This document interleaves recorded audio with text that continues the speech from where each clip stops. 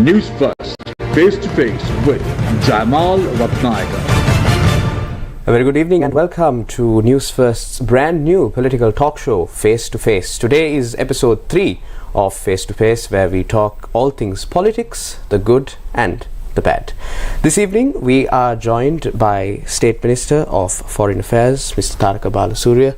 Thank you very much, Minister, for joining us this evening on Face to Face. Thank you for having me, Jamal. Mr. Balasuriya, I want to approach today's discussion in a rather different way. I want to ask you, we know that you are a State Minister, you are a Member of Parliament, and you have chosen politics as your bread and butter. But had you not become a politician, which avenue would you have chosen? Well, prior to joining politics, I was in the insurance field and I was in the private sector. I was head of corporate business development at Sri Lanka Insurance. So I don't know. Maybe I would have stuck to insurance. I presume. So let's assume that you did stick to insurance and you moved forward in the career ladder in the insurance sector. Yeah. Given the things that are happening in the country right now, Mr. Balasuriya, would you be angry? Would you be depressed at what you're seeing in Sri Lanka at present, with rising cost of living, substandard medicine, failing medical sector, a healthcare sector, education, brain drain, all of these things coming together, converging? Would you be proud to say that you're Sri Lankan? I would always be proud to say I'm Sri Lankan. I think that's irrespective of the fact what the country is going through. But would you be proud of how it's being governed at present? Yes, it also depends on from what perspective you look at. Whether you want to see the glass as half full, or whether you want to see the glass as half empty. And then also when you say this, I think it's also comparative.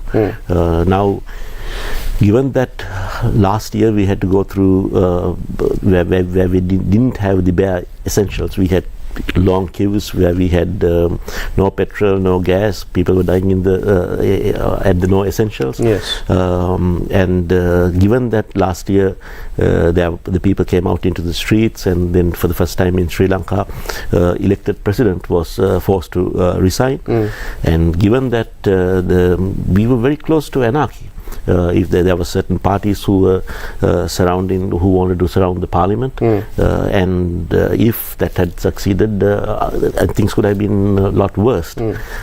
So, given where we were last year and how fast the country has stabilized, I'm certainly optimistic. But we are not out of the woods, and we have a long way to go. But I feel cautiously optimistic that we are moving in the right path, and the direction which the new president has taken will pay. The dividends will pay off in the near future. You mentioned the direction that the new president has taken, and we saw a precursor of what he aims to achieve last week when he presented the 2024 appropriation bill, which is now being debated in Parliament, and the vote on the third reading will be held later in December. And many expected this budget to be a pre-election budget, because there have been undertones of an election being held next year, and most of the people, the general public, wanted some sort of relief from this budget, Mr. Balasuriya, especially in terms of how the cost of living rose so rapidly in terms of taxes and the prices of essential goods and whatnot.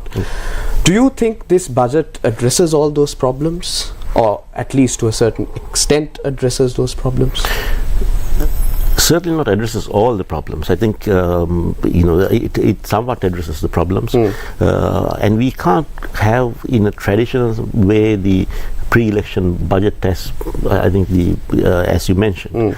This is I think a continuation of the last year's budget. This also is I think in somewhat budget which addresses the reforms which we need to do, both not only in the economic side of things but also on the political side, and then also I believe that this this budget also has to look at the, as you mentioned, the from people's side, from people, if prices increase and if the government can't give any relief, the people will get priced out of their existence. So you need to give some concessions to the people, and I believe this budget addresses that. In that regard, there's a 10,000 rupee increase in the cost of living allowance. Cost of living allowances, but also some relief for the small and medium scale. There's a 50 billion allocation for such as for the loan reductions, subsidies, which I think would be very helpful for the small and medium industries. So I think where possible, the president and the government has given reliefs as much as possible, but it's not a traditional election budget where we. Traditionally, it has been all parties have been gifting things to the people during just before elections, and I think we have to admit that those the follies which we made in the past are the reasons why we ended up where we are. But certain things which we have done, we have to continue with. Let's take for example. The reforms. The president spoke of the CEB reforms. The president spoke of the reforms in the SOEs. The president spoke of the reforms in the education sector. The land reforms. I think those are also absolutely important from in order to put this country right, and from a let's say 3 to 5 year perspective. So I certainly think that this is a mix of both some form of relief to the people, but also looking at the future to see that we have a sustainable economy. So despite the political upheaval we saw last year, Mr. Balasuriya, the SLPP remains the majority party who holds a majority in parliament. But there have been certain individuals from the SLPP itself coming forward and saying that they do not agree with these budget proposals and more relief should have been given to the people. Now, when it comes to the 13th of December, when the final vote on the appropriation bill is held, do you think the budget will be passed, especially since there are many factions divided at present, expressing their opinions on the budget, and even within the SLPP, which is the ruling majority in parliament, when they have certain dissenters, do you think this budget will be passed? It was passed, the second reading was passed. So I see no reason why the third reading will not be passed. Well, also when you say the SLPP, you need to understand that although there are a lot of other party members which contested from the SLPP. For example, the SLFP members also contested from SLPP. The leftist parties, Vimal Weerawansa, Vasudeva, Udayanana, Kamampila, and all of them also contested from the SLPP. So, and then also there was a section of certain MPs who, towards the end of the Yapalana government, felt that there's no hope in continuing with SLFP, and then they joined the SLPP, and then they felt that they are down the pecking order, and then they got disgruntled for whatever the reasons, perhaps not being offered portfolios. So different people have sits on the fence depending on their for different reasons. But the government as it is strong. We got 122 votes yesterday, and I'm very confident that the third reading will also pass. Right. No, because the question that I asked you mainly stemmed from Member of Parliament Namal Rajapaksa, where he was very critical about the president's actions, and he said that the president should have a clear understanding of coalition politics. So that gave a certain assumption that the SLPP might not be fully invested in the president's plan for the future of this country, which is what led me to ask you that particular question. Okay. So do you believe that although that on the surface there seems to be unity, but when it comes to the deeper end of the matter, there seems to be a certain dissatisfaction within the SLPP that they, like you said, might not be getting certain portfolios, or they might not be getting the prominence that they have required, or that they need, they have bargained for. I mean, I don't like to talk on behalf of others, but let's talk on a party basis.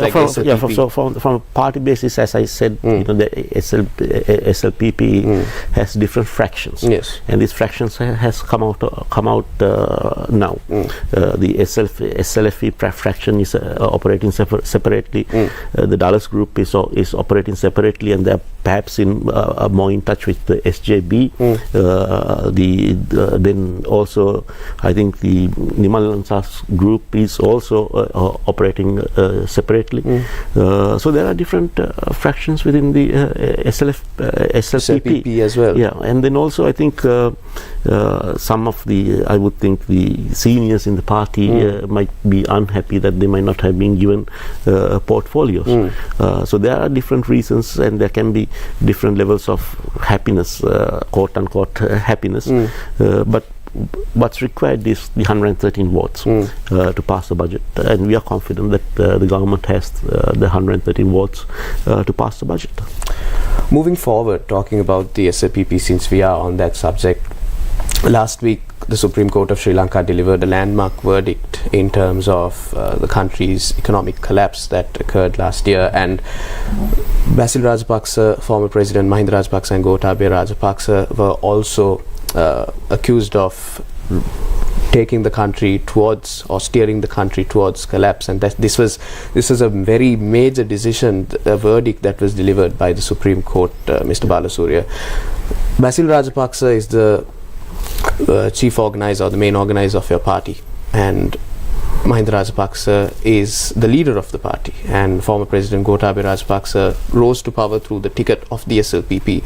Given all of these developments, do you believe that the SLPP's appeal to the larger masses come election season will be stunted?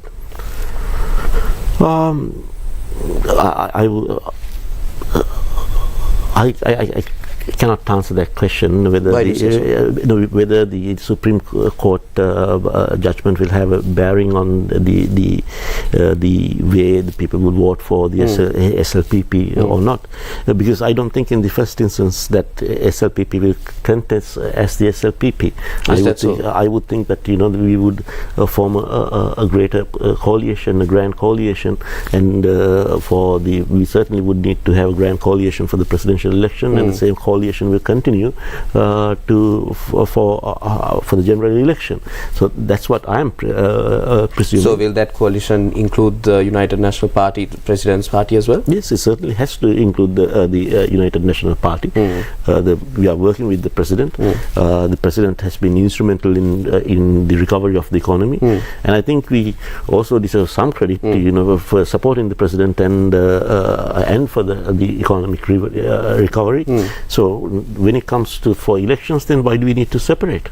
If it has worked for the country, it's a winning formula. If it's a winning formula, then why not continue with it?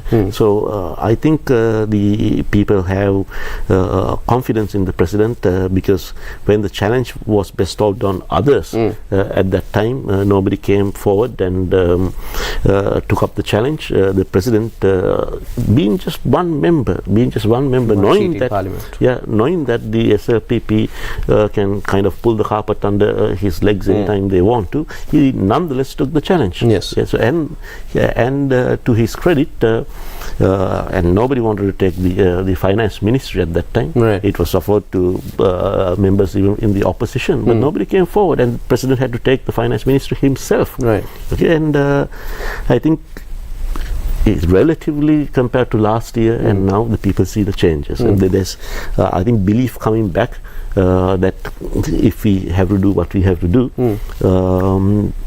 that good times will return. Right.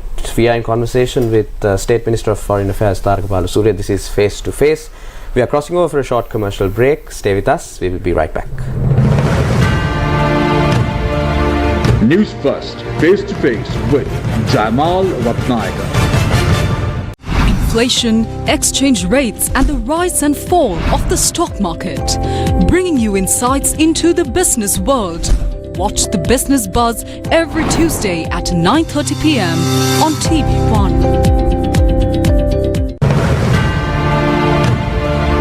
News First, face to face with Jamal Ratnayakar.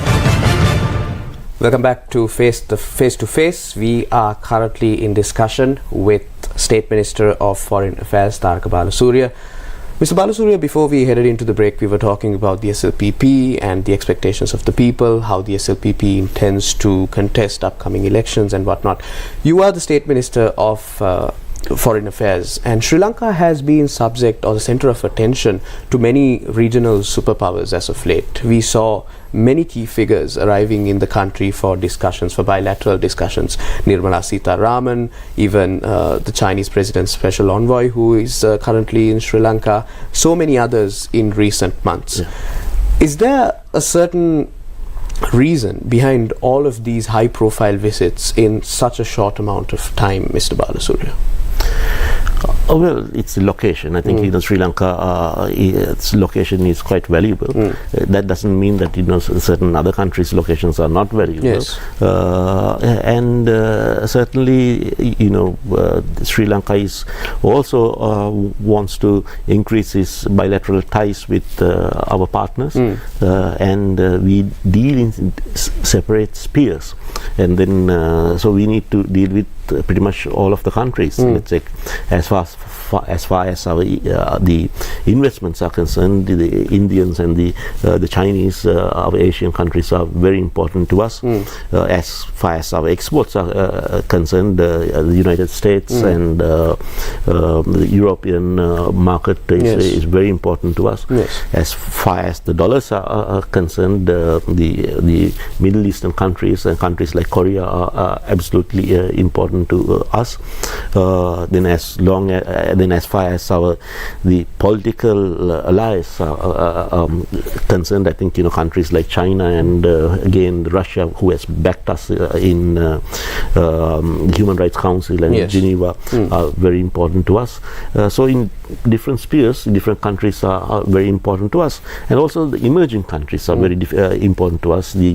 Our one part of our foreign policy, the economic part of the foreign policy, has also been to look Africa, the policy which we have been adopting. Then also other emerging powers such as Indonesia, the Bangladesh, all those countries are absolutely important to us.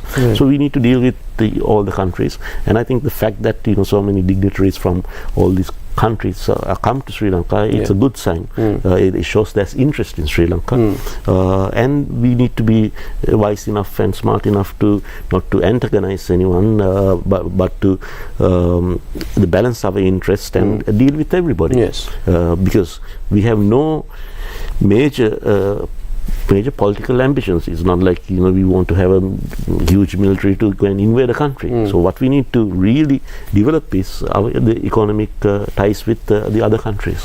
Speaking of antagonizing regional neighbors and other superpowers, we saw how there was much controversy surrounding the Shia and Sikhs research vessel. India raised concerns over it, and it was docked in the Hambantota port shortly after.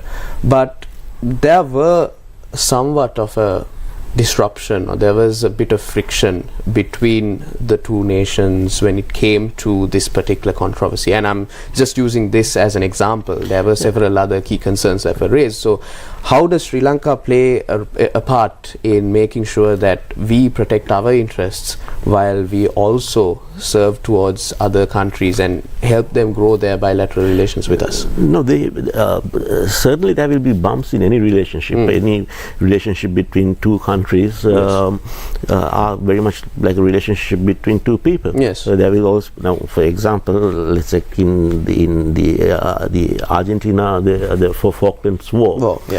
We voted with United Kingdom, and let's say in international fora,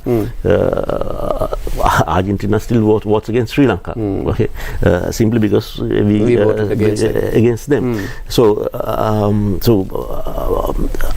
I think these bumps we shouldn't look at it as we need to manage them, but we shouldn't look at it as this is the beginning or the end of a relationship. Our relationships with, especially with the Asian countries are very historical. We have a civilizational link with India that nobody can take it away. Our people in Sri Lanka are mainly from India. Yes. Then we have a historical relationship with China. And also given India's position, now India just, I think, recorded a 4 trillion economy, yes. and I think they will soon surpass the Japanese economy and the German economy, which are around 4.1, 4.3 trillion, yes. To become the third biggest economy in the world. Yeah. So India has its. We need to understand India's ambitions and aspirations, and we also need to understand that India's security concerns. So I think we can also take certain lessons from what happened in Europe between Russia and Ukraine.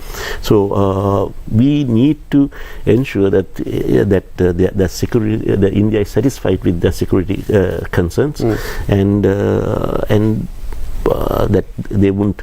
that they'll be quite sure that Sri Lanka would, either this government or any government that comes into power, will not allow Sri Lanka to be used as a platform for any intervention in India. Yes, because I asked you this question as an entrance to my follow-up question. During Sri Lanka's economic crisis, China and India were very instrumental in Sri Lanka recovering from the crisis, and even now when it comes to the debt restructuring process, these two countries are very vital for us to achieve sustainable development and also to resolve our debt crisis. But there have been certain voices and certain rumors swirling that due to the fact that these two countries have assisted us to a very large extent, we might be faced with certain external pressures when we make certain decisions regarding our country and also our sovereignty. Do you believe that to be true, or do you wish to rebut that? In what sense? In the sense that there might be certain agreements that these two countries reach with Sri Lanka where we might have to compromise on our sovereignty. No, I mean, this compromising on the sovereignty thing is it's blown out of proportion. Okay, we need to my perspective is that we need to integrate with India for our economic growth. Okay, right. And we need to do that for our sake, I think. Okay, now India's, if you look at the fastest growing the states, well, Gujarat is one of them, but most of them are from the south. Tamil Nadu, Karnataka, Andhra Pradesh, and all that. I'll just give you one example. Now we are when Nirmala Sitaram was there, I accompanied her all 3 days, and then I was able to talk to her extensively. Now let's say if we have bridge connectivity. Now we have air connectivity. She herself left in a commercial plane to Tamil Nadu from Jaffna, and the ferry service has started. Then we will be having the roll-on-roll-off ferry, which can bring vehicles also. I see. I appealed to her to see if we can get the ferry to Trincomalee. Then we can get young Indian tourists. Yes. But just think for a second that we have this bridge from India to Sri Lanka, so there's road connectivity. Now I think 100 million, I think somewhere close to 150 million Indian tourists visit Tamil Nadu, domestic tourists. Right. More than 90 million domestic tourists visit Andhra Pradesh, and about I think 100 million visit Karnataka. I mean, can't we get 10 million Indian tourists year, or can't we get 1 million Indian tourists month? Per month. Now what we are looking at is, now we have got, I think this month we'll probably end up with about 150,000 Sri Lankan tourists. And so we need to, get out of that, island mentality. We think because we are island, if others come to Sri Lanka, that they won't go. they will, Sri Lanka is the only girl in the beach, and that we have best of everything. No, that's not the case. If you look at how countries in Europe have integrated, how the ASEAN countries are integrating, so many people, just because they have opened their boundaries, it doesn't mean all the Germans are going to France or French are going to England, or that kind of thing is not happening. Yeah, so I think that now look at the tank farm project. All tank farm in Trincomalee. Yeah, so now we had those. It was commissioned in 1924, so 99 years ago. Okay, and then I think the construction was done in 1930, finished in 1931, and then we have not utilized it after independence. Now it's rusting. Yes. The fact that it's a joint project between CPC and the Indian LIOC, and the fact that we are developing it, it doesn't mean it's going to go anywhere. Yeah, I mean, I keep repeating this because even in France, similar, when the Qataris came and started buying all these the French historical sites, and then they converted them to hotels. There was a lot of opposition saying, why are the Arabs buying our these buildings? But just because you convert it into a hotel, it doesn't mean that the Qataris are going to take that hotel to Qatar. Right. Yeah. So all these the foreigners, the Britishers, when they were when we were colonized, they came and started John Keel's and all these companies. Right. But the Britishers are not there. The companies have continued. So I think we need to somewhat get off that the island mentality, that we will always be invaded. We will always be invaded, and we need to integrate for our sake, not for India's sake. If without Sri Lanka, India will function, India will grow, and they are growing. Okay, so we need to be. We have missed enough chances. We have that where we had the opportunity to get it right. So this is. This I would think is a big chance, because we just need to write on India's back, and then we can have economic growth. Okay, I mean, the bridge I think will be a game changer, and of course other areas such as the logistics and the port development and all that. But it's not only India. Okay, so we are also looking at, now the president was talking about the China-Myanmar the economic corridor. Yes. Okay, so there are different other economic corridors from the China-Myanmar economic corridor, and then also from Russia to Iran, and then from Iran to I think India, and so we can connect with all these other economic corridors. Okay, so it's going to be interconnected. So what we are seeing is that most of these economic corridors used to go from south to used to go from the south to the west, from east to west. Right. But now it's going from north to south. North to south. Right. So there are more and more economic corridors coming from north to south. So certainly, I think given Sri Lanka has to seize that opportunity. We need to seize that opportunity, and so it's certainly not only with India, but India. I think it will be easy if we integrate more with India, but also other countries. China is a very important country, but now look at the investment which from the United States, which came to from the development fund, which came to the Adani, John Keel's the joint project. Now, even when we describe the West Terminal, we say it's Adani project. Okay, Adani is on 51%. Okay, but nobody is talking about the I think the 35% which is owned by John Keel's, and the 15% or somewhere around there, 49% owned by the Sri Lankan companies. Yeah, so the port being developed from I think 7 million the 20-foot terminal to maybe let's say 14 or 15.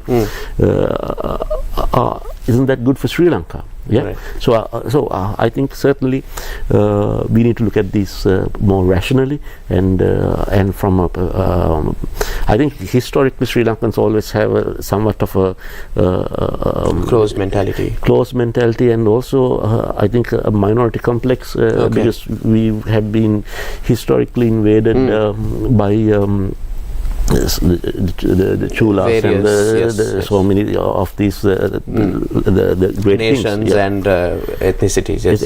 But one needs to keep in mind, Yes.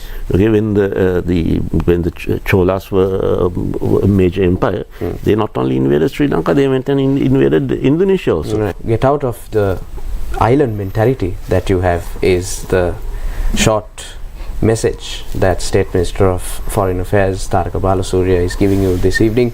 This was another episode of Face to Face, our brand new political show talking all things politics, and we were joined by State Minister of Foreign Affairs Tharaka Balasuriya. Thank you very much for joining us this evening and engaging in a very insightful conversation with me.